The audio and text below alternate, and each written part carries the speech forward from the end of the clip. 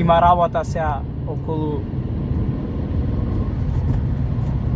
зимските празници, околу Нова година, околу Божик, тие празници малце ќе го исцелиме со работа, ама мора малце да се работи, не може така да се седи.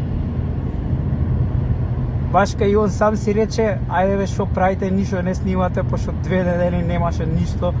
Вика, ајде бе што правите, снимете нешто. И сега му викаме, сега да снимаме да едитираш, сега ќе видиш ти. И сега ја малце амбициозно со снимање, еве еден влог искочи, сега вајда уште еден ќе искочи, само овој, сега што го гледате моментално, така да ќе има братот што да едитира, ќе има материјал. Сега не знам колку ќе му, вајда ќе се снајде.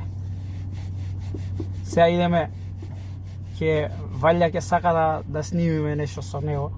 Тоест, што да снимиме? Епа еве го звони. Еве ти. Рековме кафе со едиторот, еве ти. Стигна кафето. Ама некај снимателот. Белград. Кај камерманот у Белград. А го секој кадар го имаше човекот. Епа сега. У секој. И едиторот кажува своите маки ги искажува сега како мораше го цензурира камерманот. Онака ќе го цензурирам, таман ќе завршам 15 минути цензурата. И ќе кажам, супер го нема. Тој, Последниот кадар, он не искача и се викам, мајко. Абе, чекај да не правам реклама тука. Скриво тоа. Добро.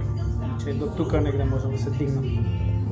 Дека има, Ај да бе. се види, бе, малце, ај таму сум работел. Некој има ќе бараме пари за...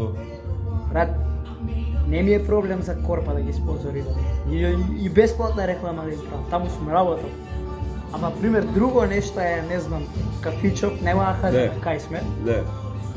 Ама, брат, реално, брат, тие што се од тука, може ќе приметат кај сме. Се приметува на ли? времето кога беше големо вообесто, сите го знаат.